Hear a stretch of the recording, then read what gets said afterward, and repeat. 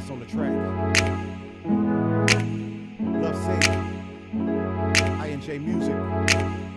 Special guest for the special guest. Let's go. Hold on, let's come. Consider me a big shot. What up, Steve? Mimi Scrap, yo. I'm all love and hip hop. Yes, so solid. It flows through my body. And if you got it, love, I'm told that's what God is. I'm Tyrone Higgins. Whenever love is given to me, pragmatic. I'm just an addict for your love. I gotta have it. My problems disappear when love's connected. I never wanna take back an hour, minute, or second. What a blessing. Love ain't proud. It ain't true. Love, it rejoices. I could not love is so someone patient, kind, it doesn't like I tried to do in my first marriage. Love your enemies. Nor this love sink in. Got love try to for be my something neighbor. that I Agape absolutely phileo. was Let me not. be more convincing. Maybe you can dive in and exegete or censor, dissect the scripture. Where Bishop, we show love. Or if you a sinner, transgender like Bruce Jenner, well, Caitlyn, we show more love. Basic Well, I'm sure all of them, but I only deal with men, so I don't know one what love, to then do. add or multiply it. Don't want to swear by it. Like I said, I just- promise I mean, if you don't have love, your life will be you full of the definitely have opposite. And to that's a big have mistake. your We trying to discernment. demonstrate all love in sync like Justin Timberlake. And that's a big But mistake. I'm Yeah, we definitely trying to not- demonstrate I mean, all love That in is so sync. true. will Yeah, be they full have of to forgive the other person, and and that's then a they, big first mistake. of all, they We got to trying forgive themselves demonstrate first all love before they in can sync go and like forgive the other Justin person. Timberlake. And that's a Because big it starts mistake. with you. We trying to Everything we do, demonstrate all whether it's love in or sync whatever, like it starts with us Justin first. We got to Timberlake. love ourselves first before we can show love towards other people. You know, and we got to forgive ourselves before we can show forgiveness towards others. And also, you have to receive forgiveness from God. There's so many people, they have not forgiven themselves, nor have they received the forgiveness of God because they still hold themselves captive, you know, and they crucify themselves for whatever they've done in the past.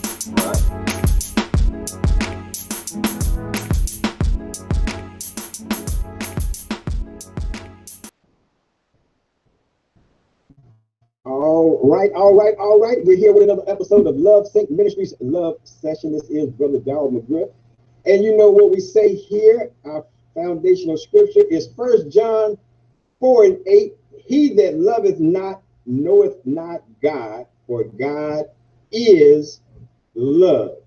Also, you know what to do. If you're on Facebook with us, make sure you hit the little hearts, hit the like buttons. Make sure you share and also leave some comments on the YouTube side. Do all that same stuff. Make sure you hit that notification button so you know when the show is going to take off. And also make sure that you subscribe so when we give away this money, we can find you. So that means you have to be on public. A lot of y'all are subscribers. If you don't want to win no money, that's cool. As long as you subscribe, I'm happy with it. But if you want to win some money, you have to be public so I can see your name, so I can find you to send you your money. So today, we're still waiting on one person to show up. But in the meantime, I have two young ladies with me. So we're going to go ahead and bring them up and get this party started. So first of all, let me get my hand claps together for them. Yeah, get your hand claps together. And the first young lady I'm going to bring up, been knowing her since she was a little bitty tight. So, ladies and gentlemen, put your hands together for my first guest, Miss Jordan Beatty. Hey! All the way in Dallas, Texas. And my other guest, Hales, ladies and gentlemen. She lives out in L.A., California, area code 213, L.A. all day. Put your hands together for Miss Jaslyn Henderson. All right, ladies, how's it going today? Doing good. Doing good. Good. Doing really good today. All right, I see you LA all the way, laid back and all your answers and everything. Okay. All right. So how we usually start this off, I just start this off with 5 quick questions just to get the juices flowing, get your mind going right and everything. So I'm gonna take you all the way back to high school. So I know it's been a little while, but Dorothy, I go with you first. Where did you go to high school? I went to Sam Houston High School in Arlington, and then Winford Academy is where I graduated from. Okay. And Miss Jazz? I went to 2 high schools too. I went to Rialto High School and I went to Eisenhower High School, which is also in Rialto. Okay. And then who was your high school crush, Jordy? I don't even remember. I hope they're not ugly anymore or now. You know who it was. Don't even try to act like you don't know. Don't even try it. You know who your high school crush was. I didn't really have one, but life doesn't usually do the high school crushes well. So okay. All right, Miss Jazz.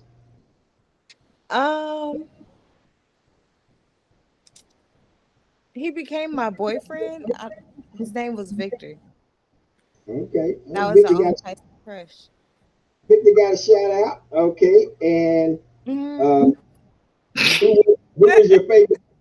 who was your favorite teacher?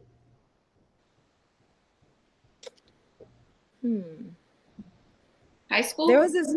Yeah, high school. There was this one history teacher. I don't remember his name though. Mine was a history too. Her name was Miss D, and she was my cheerleading coach in junior high, and then she ended up following me to high school. Okay. All right. And the last one, what was your favorite subject? Oddly, science. Okay. It's kind of strange now. I'd say English. English? Okay, cool. All right. So now that we got that out the way. All right. So here's what I always ask this question, because this is serious towards your walk. And so I always ask, when did you first get saved? But then when did you start taking your walk serious? Jordy? I'll go first. So my mom has been on the show a few times. Shout out to Tracy DeMoss Farley on there. So I was a church baby. I was in and out of my walk. Like I had seasons where I get serious and then life and then serious. So it's just been this thing. Hold on just a second. Where'd she go? Hold up. Oh, there she go right there. Miss Autumn joined us. Better late than never. So everybody hold on and welcome Miss Autumn Vaughn to the conversation. All right. All right. Hi. So now we got to do catch up with you, because you just ain't gonna jump on it. I'm not gonna ask you the same questions that I asked everybody else. So Jordy and Jazz can hold on for just a second. So I'm gonna ask you quick 5 questions to get you going there. Okay. So I'm gonna take you back to high school. So where did you go to high school? Where did I go to high school? Okay, I'm from Tennessee, from Memphis, Tennessee, born in Tennessee, but I was raised in Jackson, Tennessee. I went to Jackson Central Mary High School, Cougar Nation. Okay. And who was your high school crush? Oh, who was my high school crush? Eddie. Eddie was my high school crush. He was a musician. All right, so Eddie got his shout out. And who was your favorite teacher? Mr. Damian Blue for criminal justice. And last but not least, what was your favorite subject? Science. Okay, so now we're all caught up. So here's what I was asking them. So Jordy was getting ready to answer the question first. So what I was asking everybody was, when did they first get saved? And then when did they start taking their walk serious? All right, finish up, Jordy. Oh, just saying that my mom was in the church, so I grew up in the church, and then I started taking it seriously in my teenage years. Then I went to college, and then I came back home, took it seriously again. So it's just been an in and out process for me. All right, Jazz. I was raised in the church, so I probably took it, or no, I won't say I took it serious early, but I was saved early. I probably didn't take it serious until probably about 2015. Okay. And how about you, Autumn? Same. I was raised in a house. I was a PK, actually, a pastor's kid. I think that I got saved pretty young, but then whenever I became an adult and on my own, I think is whenever I started really taking my walk seriously. Okay. And Autumn, we need you to put your camera up just a little bit, because we getting nose and mouth. Oh, all sorry. Right. Can you see me now? Right there, Yeah, right there, perfect. right there. Okay, there you go. All right. Perfect. Okay, so there. Now we got that. So now we can get into the nitty gritty, serious about this. So let me ask y'all, how was dating for you guys before COVID?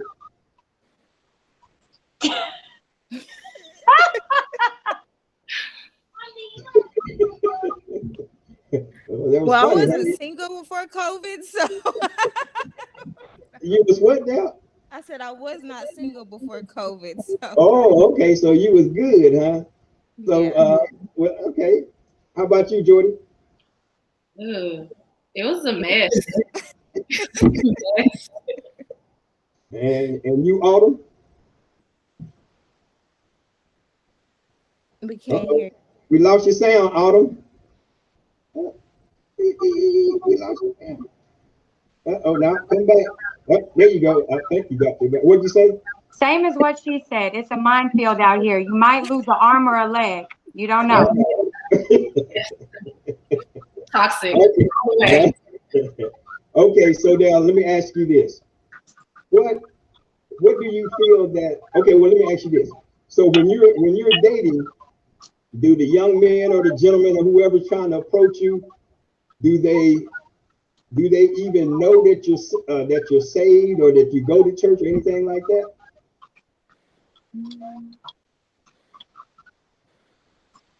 They don't really ask. They don't ask? Not me, at least. They know that I'm saved. Okay. And Autumn? Cat's kind of out the bag with me because of what I do. So Okay. they kind of have that preconceived notion. Okay. So then let me ask you this then. So how have guys then, because we know, like you said, they have a preconceived notion. So sometimes it's what we give off, as a certain, as your, whatever is your personality, whether you're in church or whether you're stripped, it don't make no difference what it is. You still give off a certain aura or something. So how do guys normally approach you, Jordan? Me? Yeah. The most of the people that I've dated, I've met through mutual friends. So it's always just been us in a like circle, and then eventually it's just like, well, hey, we spend a lot of time together, so stop playing with me. Okay. And Janice? How do guys approach me now? Well, how do they approach you? I guess you could say then versus now. I don't feel like men really approach you anymore. They're just like sliding your DM. That one. That part. That one. Yeah, they don't really. They They can literally see- see you in person and then just go find you on social media and then talk to you that way. They don't actually approach you. Yes. Oh, okay. All right, so that's definitely real new because that would never work in my day, and I don't even know how y'all do that. But so when they're sliding in your DMs, then these days are they cordial or are they rude with it? So how does that work? Anybody? It could be both. It can. Some There's can be free- cordial Yeah. and very creepish. Yeah. Where they'll just like a whole bunch of pictures and won't actually say anything. Wow. Or they just get straight to shooting the shot. So if you don't meet them in person and get to kind of gauge and talk to them, so then in DMs, how does that work? How does that work for you guys? If somebody just shooting a DM, saying something random, or like I said, sending pics or something like that. So how does that work? How does that go? It helps me gauge, can they hold a conversation? Because I will completely listen. I'm giving them my phone number until I see that I like them and they haven't switched up. But then it's also that hope that that energy translates over in person, because there's some people that are way better via text message and phone than they are in real life.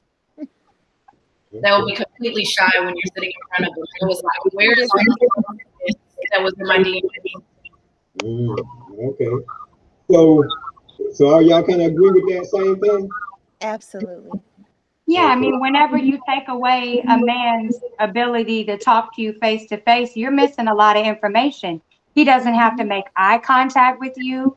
He doesn't have to stand up straight. You don't get to look at his body mannerisms. Is he respectful? Is he engaged? So it brings a whole nother level of trying to get to know somebody and decipher through, is this person being real or are they just, social media capping, basically?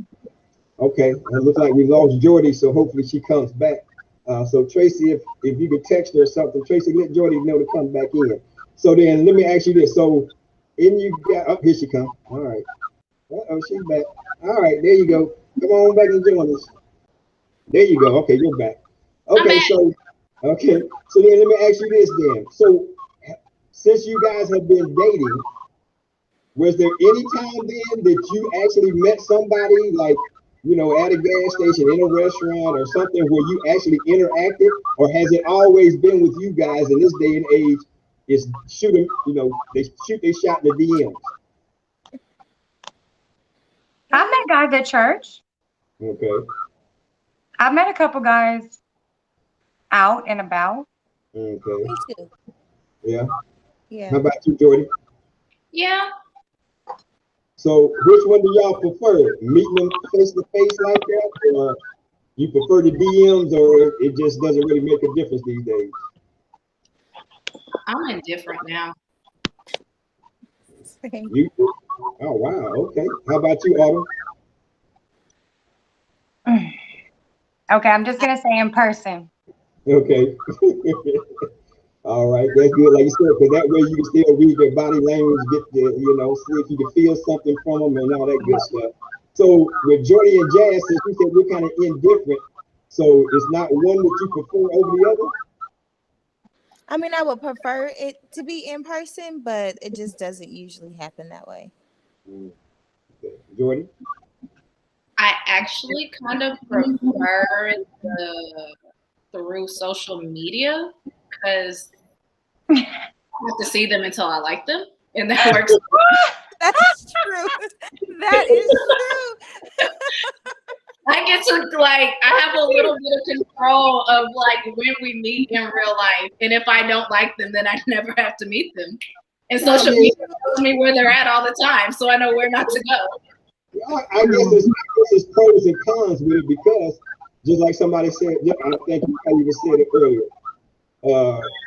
They're sitting there and they're typing all the good stuff because they're not in front of you. But then when you meet them, then you can't get a word out of them. So you've done all that talking for maybe months on the phone. Terrible. And then when you meet them after a month and you're thinking they're all that and they got you all hyped, then when you meet them, it's like, this junkie can't even put two words together. You see what I'm saying? Right. So, but at least if you meet them in person, then you know they can speak.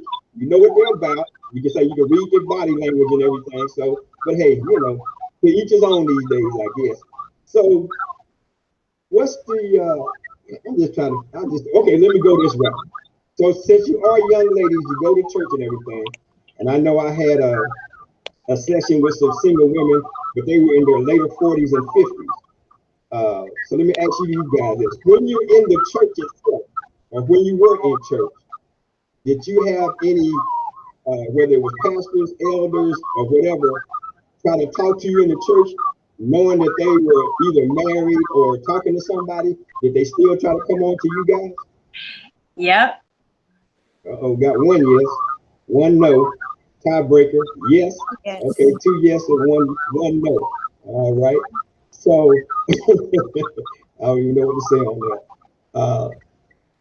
Okay, let me ask you this then. Since you guys are younger than the other ladies I was talking to, so then how did you make that feel when these people that are supposed to be your elders, your pastors, and the older saints of the church trying to talk to you like that? So then how did that make you feel? Because this is supposed to be your safe place.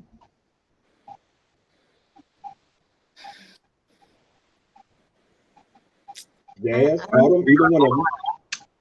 Well, for me personally, like I said, growing up in a ministry house, you learn very, very quickly to be able to decipher the difference between people's gifts and their calling and their actual lifestyle and character. The two are completely separate. The two are completely different. And just for a disclosure, I don't consider church my safe place because church is full of people. I consider the presence of the Lord my safe place, my safe haven. So for me, whenever things like this start happening, married men, pastor of the church cornering me in the office, coming on to me, and I just spoke to his wife outside, like I've had all of that happen to me. And it makes you feel terrible when it happens, but it's one of those Joseph moments where you're like, get up out of Dodge type of thing. Right. Okay, Jazz.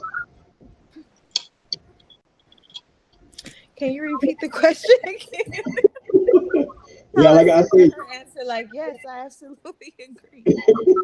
Yeah, so like I said, so if it's elders, pastors, preachers, or older men in the church, they're either dating somebody or already married, and they're coming on to you in the church, and you know this, how does that make you feel?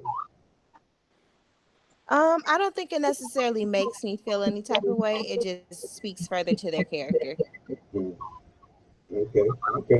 And the reason I asked that, and you guys gave great answers because, you know, a lot of times when that type of thing happens, you know, then especially being young ladies in the ministry, going to church, you know, you look like, oh, I'm out of here. I'm not going back to church. That's how it's going to be. And then they take off, and then that's a lost soul right there that you might not never see again because of the actions of the elders or the pastors in the church. So let me ask you this: so in dating today, how does your faith? How do you use your faith? Or how does your faith help you to either discern with guys or however you interact? How does your faith and your walk help you with that, Jordy? I'll definitely say that it helped me set a lot more clear boundaries. I joked about stuff being toxic in the past, but I will say that I was 50% in the fault for that because I didn't have clear boundaries and set rules. So as I've started to get stronger in everything, it's made me step up my standard of what I'll accept, and it made me look inward first for me. Okay. How about you, Jazz? I would say that it just kind of goes with how the whole talking, like say you meet somebody, you talk to them, how the talking phase goes. My discernment is already extremely high. So I would know if, you know, this is somebody that I could potentially see myself with, or if this is somebody that I'm just supposed to be friends with pretty early in the situation. And I just kind of let things play out and let, you know, just like my faith work. Like if it's supposed to work, then it's going to work and it's going to be smoothly and, you know, be healthy. And if not, then it wasn't for me. Okay. All right, Autumn. For me, it's kind of gone in layers. The more that I walk with God, the better that I get. But for me personally, right now, it's with my faith intertwined with dating. I'm really working on my obedience because, like they both said, women's intuition, we already have a discernment naturally. And especially if you have a prayer life that's going to be kicked into overdrive, but just being obedient to the spirit, being obedient when I see a red flag, not making excuses, not lowering my standards, and just trying to see myself the way that God sees me. That way I know how I need to be treated. And that's kind of how my faith is intertwining for me right now, personally. Good. So now, back in the old days, when we went to church, a lot of, back at that time, it's almost like parents were setting up their kids with other young women or young men in the church. So you basically, you end up dating there, getting married there, and everything. Yeah. So okay, you shaking your head, so you know all the way about that. Woo! Has that ever happened to you guys? No, not to me. Nothing like that. So, Lord, they're saying no, but I'm saying yes. You have no idea.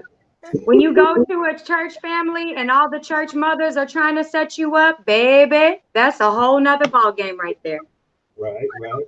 And what I noticed with a lot of that happening, because whether it's the guy or the girl, they don't really get a chance to date outside the church and, you know, mingle with other people to see how other people are, how they interact.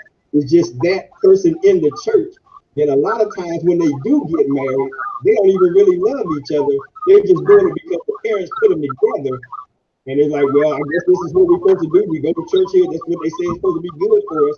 And then they just do it. So I seen it turn out pretty bad when that happened. So that's why I was asking that question, if that had happened to any of you guys. That you say yes, the other two say no. So y'all are lucky on that part. And yes, good. Stayed out of it for the most part. I'm grateful for that. So your mom stayed out of it for the most part? Mm-hmm. Yeah, the chat talking about, nope, didn't do that. So since you brought up mom, how, and I'll save you for last, Autumn, because you're a PK kid, but for Jazz and Jordy, how was your family influence in regards to your walk? Both of my parents went to church like almost 3-4 days out of the week we were at church. And probably more than that some weekends. So they were very involved. That was the reason I stopped going to church and I moved out of the house. So. Well, I hear you on that. What about you, Jordy?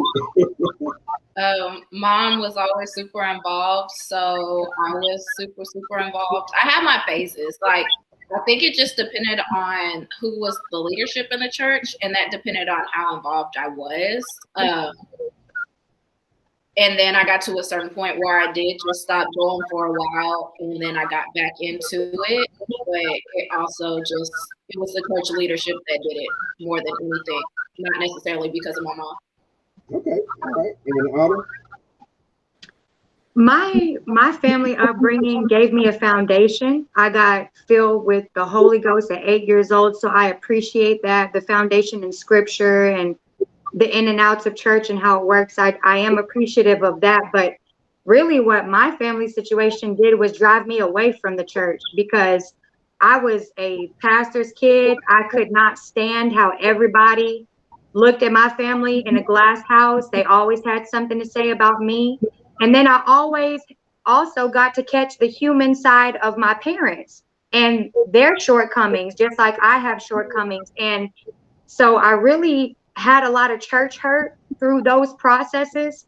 I actually ended up in sex trafficking at 18 and ran the streets for a good long while until I got filled with the Holy Ghost again and gave my life back over to God. And that was in my adulthood.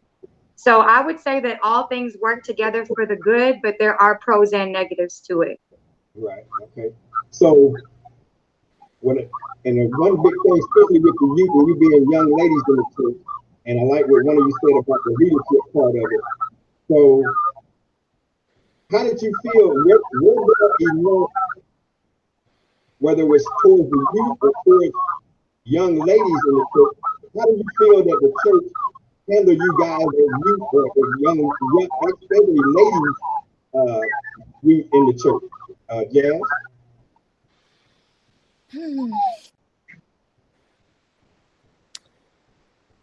I don't feel like they do. Once you're not a youth anymore, it's kind of just get in where you fit in.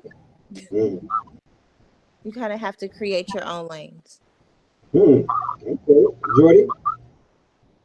I agree. I feel like a lot of my time in youth was more me being tailored on how to be a wife, but I didn't see that same being put into the boys and what they should be groomed and mentored to do. So it was already a lot of responsibility on us to be this model wife at a teenage age and walking this walk to be accepted so we could be that later. But the boys weren't being groomed to that. It was like, boys get to be boys, but you have to be a wife. And then once I got older, I realized that there was no youth ministry. The young adult ministry isn't there because at this point, most of the people that are my age in church are married, and I don't want to hang around married couples. I'd like to have people who are single. So nothing against married people, but I would like to have single friends where we can go out and do things singly, you know, and the single young adult crowd just isn't in the church anymore. The ones that I've been attending. Okay, I got you. All right, Autumn? I'm going with what she said. I completely agree. Me personally, I feel like the way that the church deals with women in certain aspects is still in the Stone Age. I think that they groom us all day to be Proverbs 31. And where are the grooming for all the kings at? Where is that? And so we are automatically looked at for how we're acting, for what we're saying. Are we graceful? What are we wearing? How long is that hemline that she has on while she's on stage singing? The whole nine. It's always put on the women. And I think that that is the negative history about the church that really needs to start shifting and changing going forward. Because there's a lot of women that are being broken and damaged inside the church. And I don't think that it was ever intended to be that way. That's for sure. That is for sure. Wow. So y'all said some right on me. Yeah, I was like, wow. Okay. So that's what's happening. All right. So let me ask you this then. What do you? All three of y'all have different. You've probably been in different denominations and different backgrounds.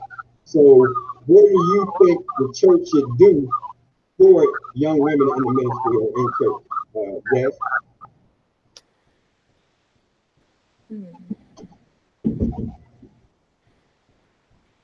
I think it's just more so like when you go through this phase of I'm not a child anymore, I'm not a youth. It's somewhere between like 17 and 21. It's like you're a young woman, you're going through a phase. I think it needs to start there when it comes to young women, because everything about them is about to change. Life is getting real, and you just kind of got to keep it going from there. Like you have to put more emphasis on like just women empowerment in the church. Like there is a lot of women in the Bible who line up, Esther.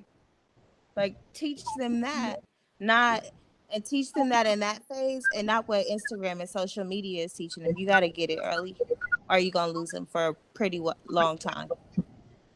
Okay. All right, Autumn? I think that's a great idea. I think that more teaching us outside of how to be a good wife, outside of that, teach me how to deal with life. Teach me how to deal with this heartbreak.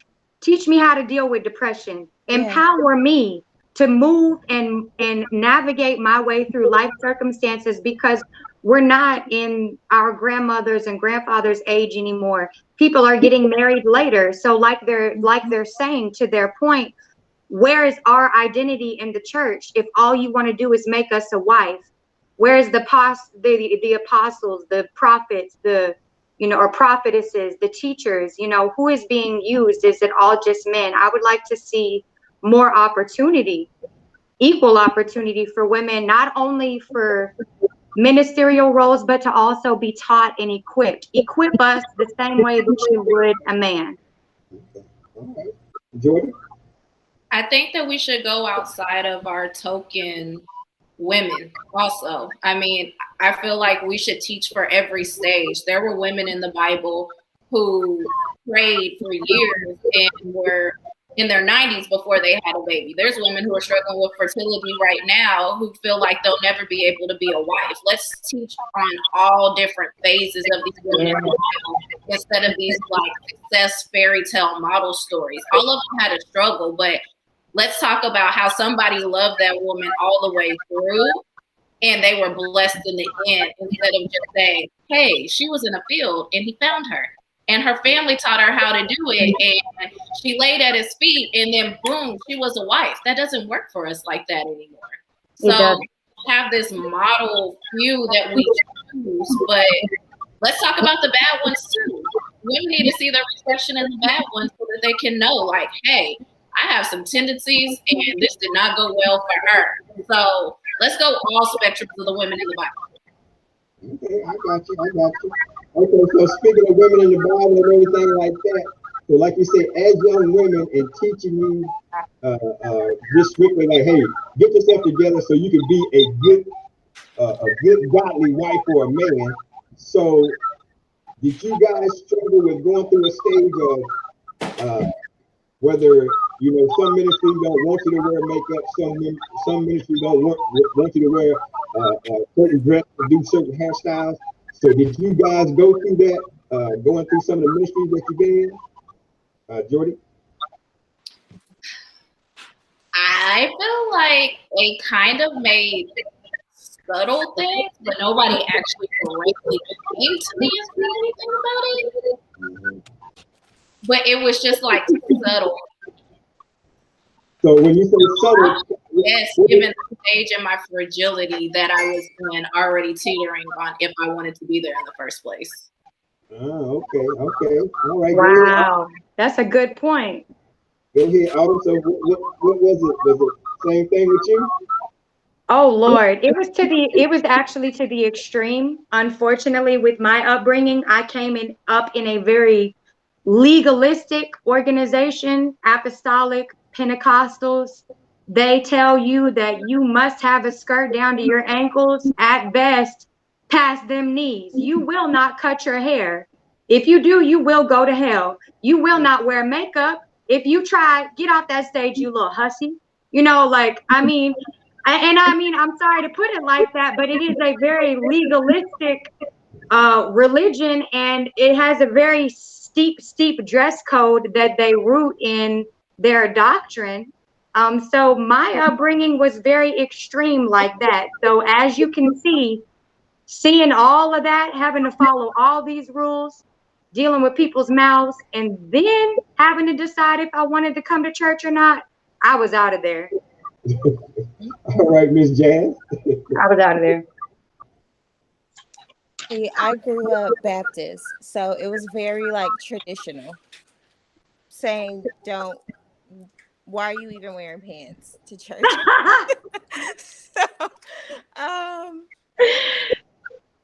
So I can relate to everything that Autumn just said, and I too was at was like, yo, I'm good. I'll be back though, but right now I'm out. I'll be back, but you gonna catch me a little later. Wow, that is so crazy.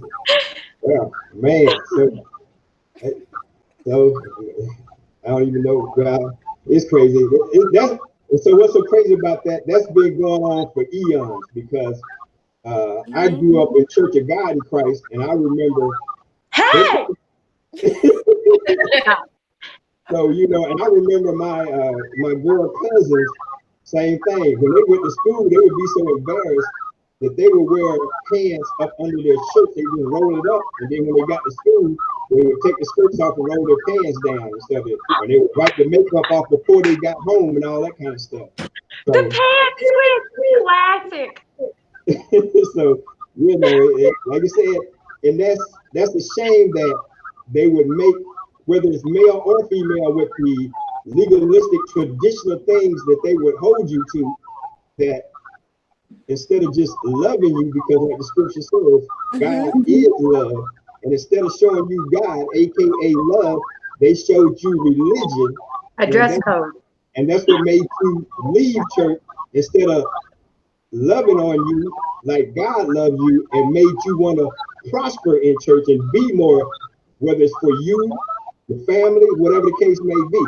And speaking of family, Miss Autumn, since I've seen you over at the church over there, I know you got a little one. So now, how did that affect your walk, how people see you, or what they said to you? Talk to me. That was bad.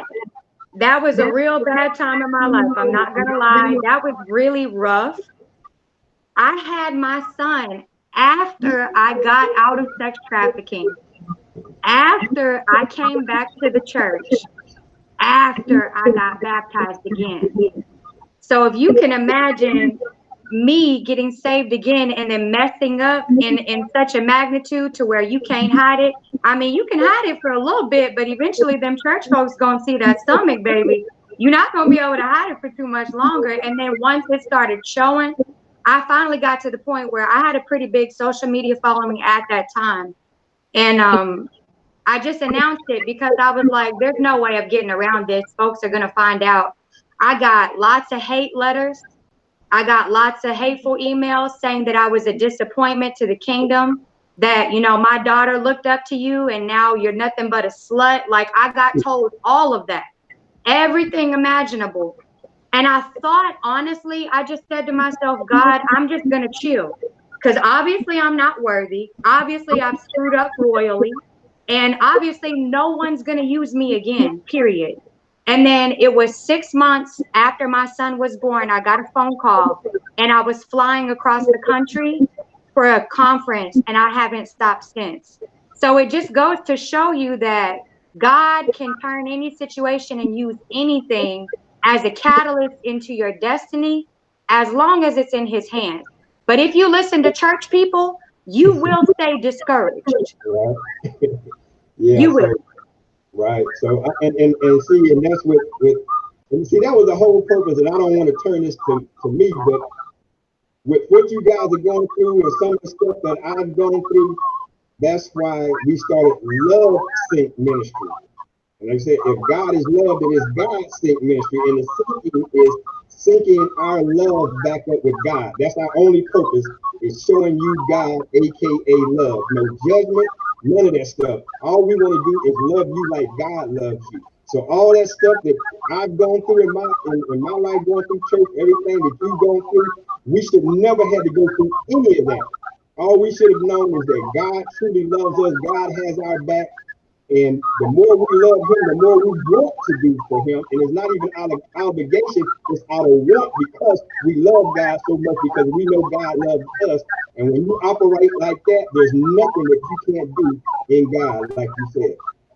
Jordy, did you have any issues in church with what you wore, how you looked, or anything like that?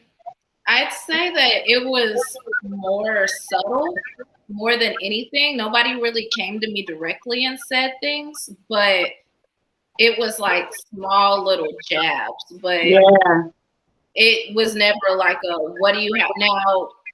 In other places, when I was visiting other churches, when they didn't know me, then yeah, they come to me. But I mean, you've known me for a lot of years, and my facial expressions say everything. So they got shut down real quick. Like, unbothered. You're talking to a wall.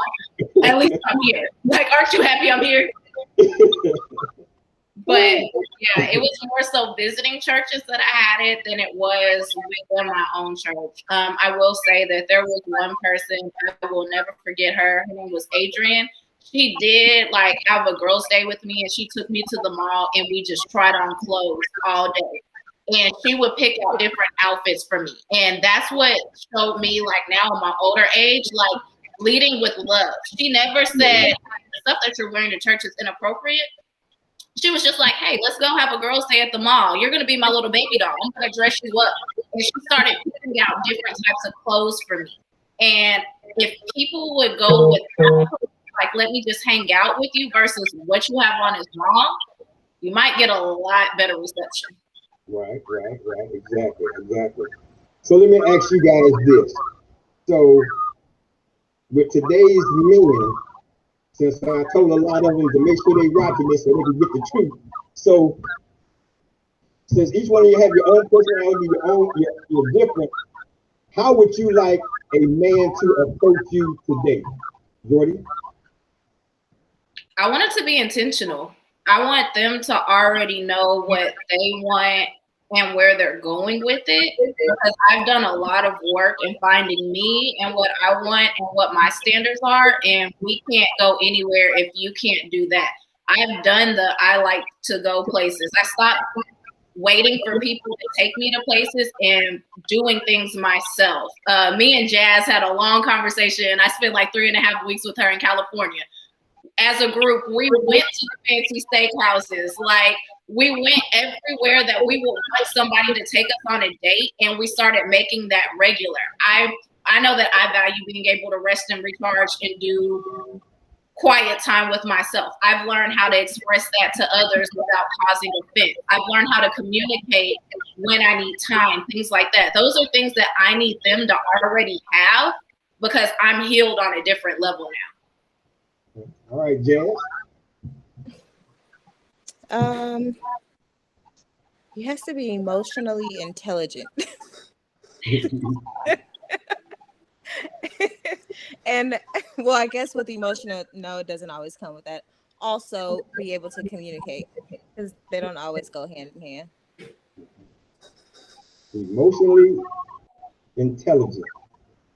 What does that mean to you? Because I want them to understand when they select the jazz, this is how you have to be. Like, it's okay to feel all emotions. You just have to learn how to properly articulate them. It does, like, without the abuse. Yeah. That's basically it.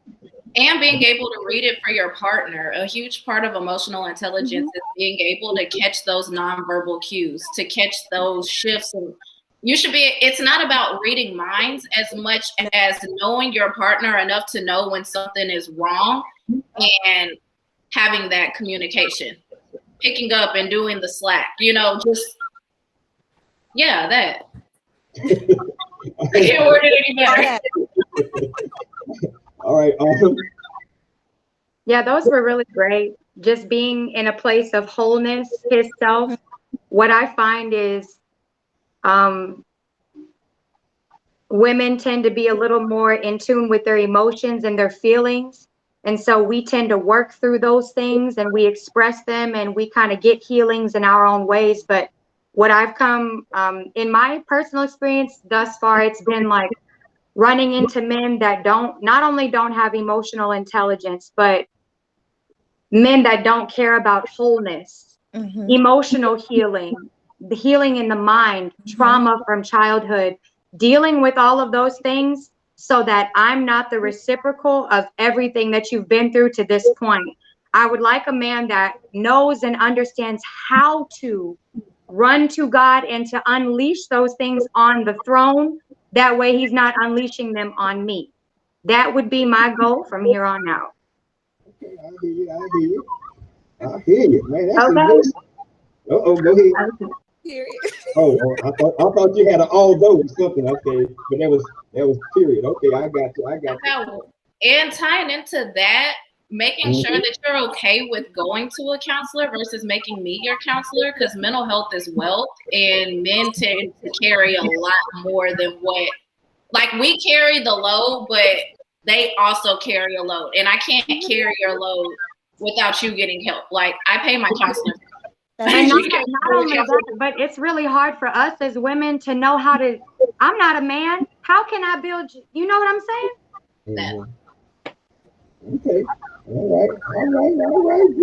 Having accountability is huge. I know I have a pastor that puts me in my place, a spiritual father and spiritual mother. That's what I've seen missing in men as well. So also accountability is a huge part of it. Because if you have people in your life to check you, you're going to maintain a state of growth. So even if you aren't all the way whole yet, you will be eventually. And I know that I can work with you on that path because we're moving forward. It's whenever you don't want to go to counseling, you don't want to acknowledge your own, issues, and you don't want to get help. That's where a lot of stuff gets sticky. And a lot of times, even in churches, women, like I said, end up a lot more damaged than what we need to be, because we're dealing with men that are functioning out of their brokenness instead of functioning out of God's love. Absolutely. Ooh, boy, I said a mouthful up in this bad boy. Somebody hit that organ. Play that shouting music. Hi!